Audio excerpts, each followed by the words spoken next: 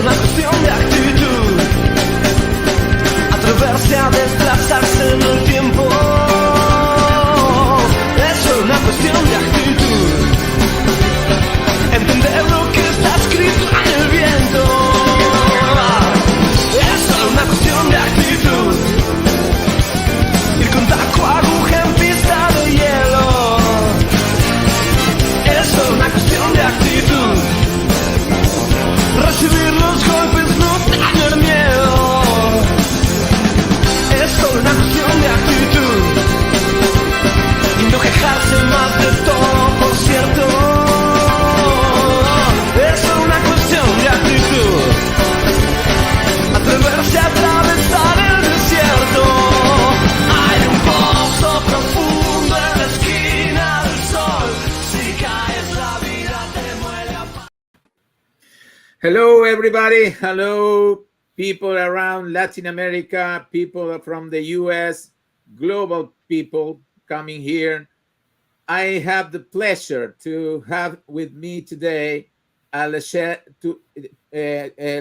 Adkins. LaChelle Adkins is a person, a supermom, as she called herself, a supermom that is talking about giving. Giving is a big superpower for her and for everybody. I think giving is a learning process in which we are from the pandemic and before that, and giving is really an asset for people today, for leaders and for everybody. So giving is the big learning we have. Thank you, LaChelle, for being here with me today. Thank you. Well, thank you so much for having me. I was working on my Spanish, so I'm glad that we're having this in English. But buenos dias. ¿Cómo está? Buenos dias. Thank you. Thank you for being here. I apologize because my English is a learning process also. So I am trying to not to do mistakes today. But we are going to communicate because language is a second is a second part of the communication. I think communication is from heart to heart. So I think we are in the same page because I think learning is my big giving is my big learn from in my life. So I think it's quite important to communicate how important is to give for people and how that is a superpower.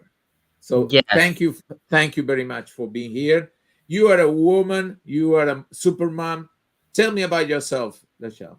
Yes. Well, I'm so glad that we got connected. We've been connected maybe almost a year on LinkedIn, and we've had Zoom calls before. But I am a mother of 15 children, and this has been quite a journey for me because I was raised as an only child. I didn't have any siblings growing up, and I have gone from one extreme to the other. And part of my journey involved me giving, but not giving with a strategy or with a positive mind frame about it. You know, it led me to 13 years of depression and 3 hospitalizations. And so as a result of my own personal journey, I've learned how to give and allow it to be a superpower by doing it with a strategy and understanding the purpose of why I give and what that means and the overall outcome that I'm striving for. Yes. Being a mom is generosity, pure generosity, because a mom gives everything for her children, and that is an important access you have. But also, you are a giver for people. As I can see in your LinkedIn page and in your activities, you are very generous with people that are having a process of illness, women that are suffering some kind of abuse. Tell me about that. Yeah, you know, I think one of the things that I have learned with my own journey, because as I went through my own period of depression, it was a dark time that I really didn't want to think about. I tried to put it out of my mind, but I have learned to use that experience as a superpower to help me to connect with people, because I have found that, life is not perfect, although we want it to be. Yeah, yeah, We have an idea of, oh, today I'm going to get 8 things done on my to-do list, and we only end up with 2 done because there are things that happen outside of our control. So I believe it's normal for things not to be in flow. It's normal for us to face obstacles, but the way to be successful is to have a strategy for overcoming those obstacles. We have in our car a spare tire in the event we have a flat tire, right? So it's good to have a survival kit. It's good to have something in place so that as you encounter these obstacles, you'll have something that you could do about it. So we used to have this show in the United States, and it was called MacGyver.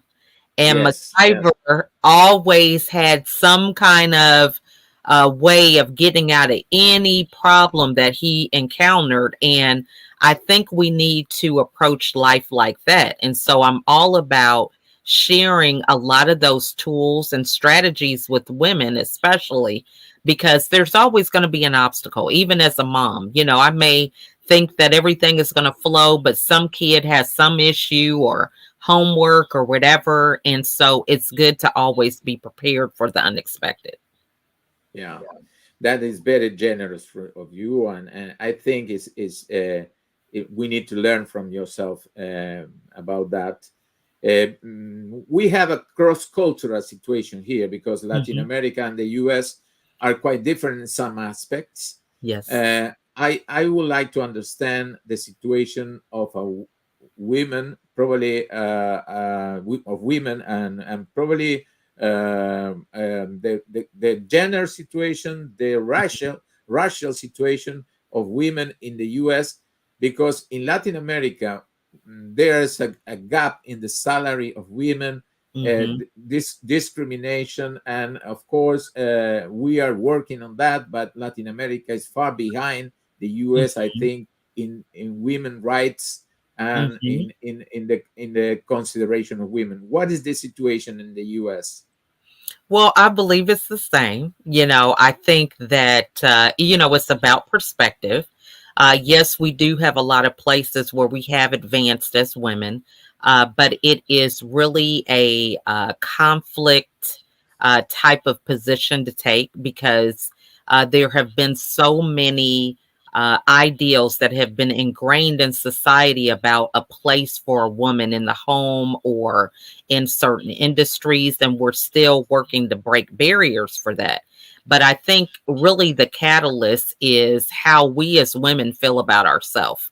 I realized that as a stay home mom, even though I was career oriented, I got my degree in marketing. I met my husband in college, but I kind of put that career on a shelf to have children. I felt that I Exactly. couldn't do them both. And so it is now that I have embraced, which is part of my brand, is redefining what the American dream means to me. And so that is where the part of the America Supermom comes from, is redefining that I can be a business owner as well as a mom successfully at the same time, because I always thought, based on how I was brought up in society, that I just felt you couldn't do both. If you were career oriented, your family was going to suffer. And many women, they are successful in their career, but they sacrifice having a family. It just is not really welcomed for us to do both. And as we as women get more confident with who we are, then we can begin to move the ball forward, so to speak, with overcoming a lot of those obstacles and changing and transforming the mindset that many people have about that. Excellent, excellent. LaChelle, you are now a well-known name in the cause of women in the U.S., and you are a reference. But what, who were your references when you was very young, or your mother or your what around you makes you take this step, this journey you made? I really am glad you asked me that question because it has changed. I thought it was always someone maybe famous or something like that, but I really go back to my maternal grandmother. She passed Okay. away when I was 11. However, Oh. she was a mother of 12 children. Oh. And I spent a lot of time with her. And one of the revelations that I had recently, I was having a conversation with my mom, and I always thought that my grandmother talked to me as a peer, but someone on her level, as if I was her age group. But what I have found here recently is that she broke things down simply to where I could understand them at my age. And so for me, I think that's profound because part of being able to help other people is being able to understand them, to be able to communicate with them on their level. And before we hit record, I had mentioned that I would like to speak Spanish because I feel like there are a lot of women in the Latin Yes, culture that of suffer course. from some of the same things that I suffer from, but language is a barrier for us to communicate and It be is. able It to is. empower one another. So Yes. that's the goal, is to learn how to communicate with people. When you're able to be in their presence and inside their level of comfort, then they feel comfortable sharing more with you and you can do more to help them in real time. So if I was really sick and a doctor came to me in my home, as opposed to me having to get in the car, take an ambulance, go to the hospital, we probably could get a lot more done a lot faster. So when we realize that when we go to a language where someone already speaks, it's like coming to their home. It's like speaking with them in their level of comfort. And I think you'll just get more accomplished that way. That's just my thoughts. Yeah, yeah, I agree with that. LaChelle, you are a reference. How people can approach to you. One of the intention of this invitation I made is to let my audience know about you and my community to know about you in the Latin American space. Hmm. But how can they approach to you despite of the language barrier if they can speak English? How can they approach to you, and what is the the mode or the system you have to help women around the world? Yes. Well, I have a lot of different programs. I'm all about teaching women how to collaborate rather than compete. I believe as we build community, we're able to be in our own zone of genius. Part of the challenges I have found with women is that we feel like we have to research, we have to learn, we have to do everything, and we don't feel comfortable asking for help because we feel like we have to shine and be better. But when you have a community and a network of people, you can shine because you can have a team of people working with you in order for you to show up at your best. So I really do a lot to create that through community. I have free communities on LinkedIn, Facebook, where we share a lot of conversations around setting healthy boundaries. And I have a YouTube channel where I give a lot of insight, but I also do coaching. I recently published a book. Um, it is Do You Want to Be Whole? 7 Steps to Mass Free Living. And it is really a personal transformational journey. It's like a guided journal to where you ask yourself some of the questions that I believe were pivotal to my transformation to overcome depression. And so, although you may not have depression, it could be establishing healthy relationships or healthy boundaries or priorities, time management, a number of things start with us just being aware about that and certain questions that we ask ourselves. So, those are some ways that I work to create an impact. My goal is to share all the lessons that I've learned with everyone who feels that they could get some benefit from hearing my message. Yeah, depression is a big uh, disease. We have a big problem we have in Latin America also, Hmm. especially in the elder people and in teenagers. Yeah. It's a big problem. So I think we need to have that book in Spanish as soon as possible, because it's a big help you can provide to everybody from your knowledge and your experience. So I think it's something you need to work in the translation of that book. That will be amazing. LaChelle, do you think the situation during these years is improving for women in general? I believe so. Now, I believe that both exist. However, it is what you choose to believe that determines your behavior. So we have this saying of looking at the glass as half empty or half full. So even though both could be true, it's what you desire to look at. So if you see it as half full, there are going to be opportunities for you to feel that you can continue to be on that positive side. And that's one of the things that I've chosen to do. There's a number of things that have been ingrained in me that are part of a negative mindset when it comes to being a woman in the marketplace that I feel I have to unlearn. I have to reprogram myself, so to speak. And with that process, I have to reprogram a lot of people in the industry. I speak up and speak out about certain things that may not be popular. One of them being depression, because it is a silent disease that a lot of people suffer from. We have a daughter who's 23 and she is still struggling with that. She just got out of a behavioral hospital about 6 weeks ago.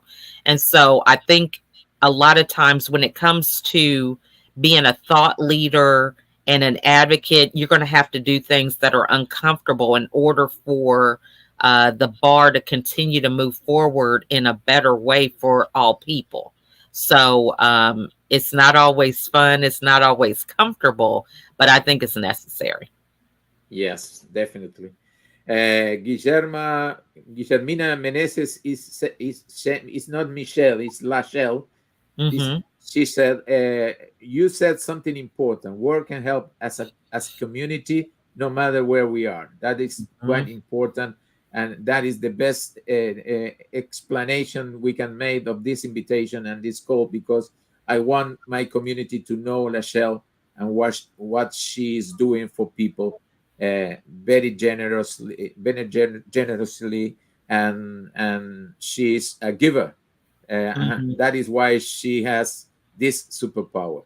Uh, uh, Depression is a very hard thing to deal with, and it's important to for I extend my invitation to everybody here, Hmm. not only the people that is here now, the people that is going to watch this video later, to follow LaChelle, because she's providing help for everybody from her knowledge, her experience, and it's her generosity. Thank you, everybody, for follow us. Um, do you know something about Latin America and the situation, or are you learning from that? Are you aware of the situation of women in general and in Latin America? Well, I am just learning. I have been on the Clubhouse app and have been in rooms, LinkedIn audio rooms, or heard live broadcasts. And, I think Latin America is something that is really kind of close to me. My daughter went to grad school at the University of Miami, and there have been a lot more times that I have encountered the Latin culture. My daughter has a friend who her mom is from the Dominican Republic, and she Okay. speaks fluent English, but her daughters don't. So when she's trying to explain math problems and concepts, they're not fluid in their native tongue. And I've just seen this disparity. And so for me, that's just one of the things that has helped me to be passionate about it. And I do have some of my podcasts that have been uh, translated into Spanish. So Oh, great. yeah, Great. I've had this, in the past, but it's just now becoming a passion to where I feel like I have this, it's the same message. It's just that it's not hitting to different audiences because they don't understand what I'm saying. And so I just want to be able to speak the language and be able to even get more insight.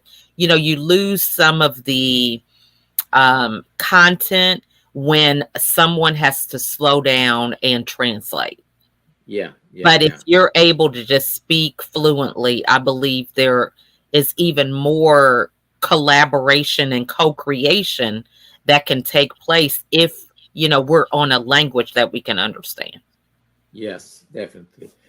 So I hope you can plan a visit to us in the next year or the following years. Having you here will be a great pleasure, and to invite you to do a small tour will be very, very good for people, helping you to be known and recognized in Latin America. That is very important.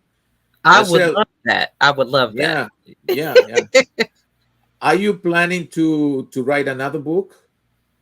Yes, I would love to write one that would just have a lot of quotes in it. I Okay. love quotes. They are, as a mom with 15 children, we still have 10 at home. Yeah, And sometimes one expression can make all the difference in your day. Just like exactly. asking yourself a question or repeating a quote. It can be so profound to really help you get back on track, if your day is going awry or different things like that. So I love quotes. It's something that I feel there's so much that you can put in a quote that can leave people thinking about that long after you've gone out of the room. So I love quotes. So that's something that I plan to do in 2023. Great, great. This channel is always visited by people that is helping people. You are an Mhm. example of that. So this is your channel. You can come Mm. here anytime, anytime when you decide. This is your channel for you to be communicating and spreading your knowledge and your generosity. So in 2023, I hope to have you. It will be my honor to have you here again and to talk about any subject you decide to communicate. Okay. I would love to come back. And I thank you so much. And I love being able to collaborate. And hopefully, I'll have more vocabulary. We can do it in Spanish next time. Yeah, and I hope I can improve my English also. But Or thank you we very could do much. it vice versa. I could speak Spanish and then you Yeah, speak English. We could just do it yeah, together. yeah, we Yeah. can rehearse that. Yes. Hmm. Any last thoughts you want to share with the community? Any other comments or any other aspect you want to communicate today? Yes. First, I just want to say thank you for giving me the opportunity to be a part of your platform. I think that is most generous, and I love being able to share insights. And, having a conversation is how you learn that there's a lot that we may have in common, more so than what is different. And so when Yeah, we see those things that we have in common, it gives us a greater bond where we can co-create and collaborate on things. So I think that is one of the key things when it comes to giving is being able to take the time to listen and be yeah, present with what people are working towards, because when you're able to do that, you can benefit by them bringing their best version of themselves to the situation. So if I don't know technology, but I'm great at speaking, or if I'm good at video, I can say, hey, I can do video. Someone else does some other part of that. And together the outcome is going to be greater rather than trying to transform into something that we're not good at. And so when we learn to give and be present, we can find out what people's zone of genius are. And it helps the whole project run smoother, be more successful because people are doing what they feel comfortable doing. And so I think that's the key with giving. Another thing, it is the holidays. And so a lot of people get into the commercial side of gifts. And, we can just take the time to just give people a smile, opening the door for them, letting people see that they're not invisible. Because a lot of times during the holidays, people think they don't matter, or routines are disrupted because they've lost family members. And so they just don't have that motivation. But when you take time to acknowledge people and see them in the room or in your presence, it can really go a long way. And then extending that grace and love to others. Yeah, now I understand why you wrote a book, because you have a lot of knowledge, and your experience need to be communicated to next generations. Mm-hmm. And thank you. It's an honor to have you here. Merry Christmas for you and your wonderful family there. And I hope to have you here again in 2023. Mm-hmm. And you was very generous of your time with me today. Oh, well, thank you so much. And I look forward to coming back. Of course. Thank you. Have a nice rest of the week, and thank you for being here, LaChelle. All right. You're welcome. And you guys have a wonderful day. Thank you. Take care. Bye-bye. Bye.